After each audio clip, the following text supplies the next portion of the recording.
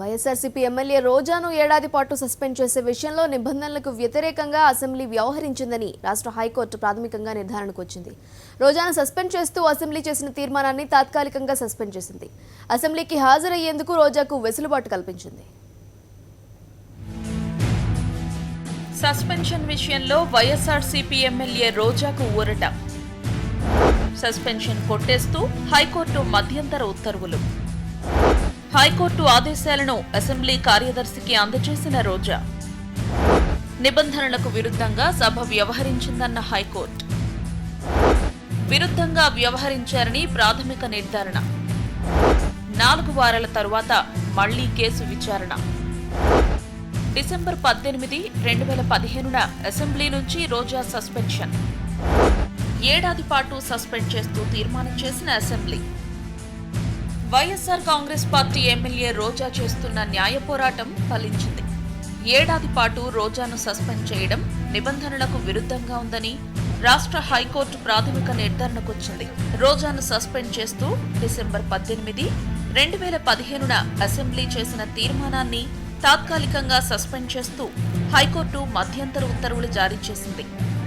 సహజ న్యాయ సూత్రాలకు భంగం కలిగించారా, అసలు సభ్యులను సస్పెండ్ చేసే అధికారం సభకుందా అనే విషయాలను క్షుణ్ణంగా పరిశీలించాల్సిన అవసరముందని హైకోర్టు అభిప్రాయపడింది. ఈ కేసు విచారణను 4 వారాలకు వాయిదా వేసింది. ఎన్నికైన ప్రజాప్రతినిధిగా సభకు హాజరయ్యే హక్కు ఆమెకుందని, రిట్ పిటిషన్ పైన విచారణ పెండింగ్లో ఆమెపై సస్పెన్షన్ కొనసాగించడం సహేతుకంగా కాదని భావించిన ఉన్నత న్యాయస్థానం డిసెంబర్ 18, 2015న అసెంబ్లీ చేసిన తీర్మానాన్ని తాత్కాలికంగా సస్పెండ్ చేస్తున్నట్టు ప్రకటించింది. హైకోర్టు ఆదేశాలతో అసెంబ్లీకి హాజరవ్వాలని రోజా భావించిన మధ్యాహ్నం తరువాతే న్యాయస్థానం ఉత్తర్వులు ఆమెకు అందాయి. ఉత్తర్వులు తీసుకునే అసెంబ్లీకి వచ్చిన రోజా న్యాయస్థానం మధ్యంతర ఆదేశాలను అసెంబ్లీ కార్యదర్శికి అందజేశారు. అసెంబ్లీ వాయిదా పడిన రోజా వస్తున్నారని తెలిసి వైఎస్ఆర్సీపీ ఎమ్మెల్యేలంతా అక్కడే ఉండి ఆమెకు స్వాగతం పలికారు.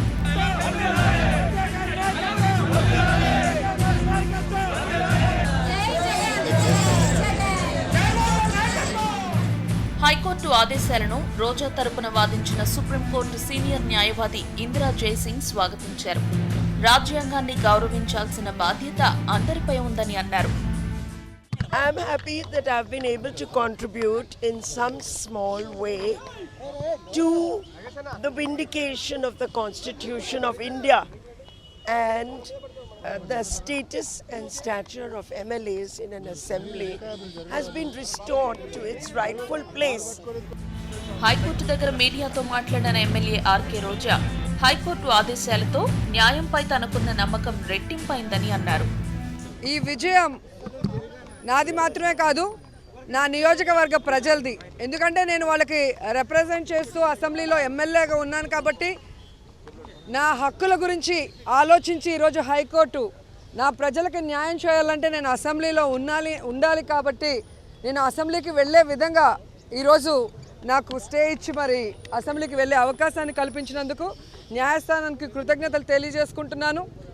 మరి ఎవరికైనా అన్యాయం జరిగినప్పుడు న్యాయస్థానాలు ఖచ్చితంగా ఇన్వాల్వ్ అయ్యి న్యాయం చేస్తాయి అన్న నమ్మకాన్ని వమ్ము చేయకుండా ఈరోజు నాకు న్యాయం దొరికినందుకు నిజంగా చాలా సంతోషిస్తున్నాను. న్యాయస్థానాల మీద నాకున్న నమ్మకాన్ని ఈరోజు రెట్టింపు చేసుకున్నాను నేను.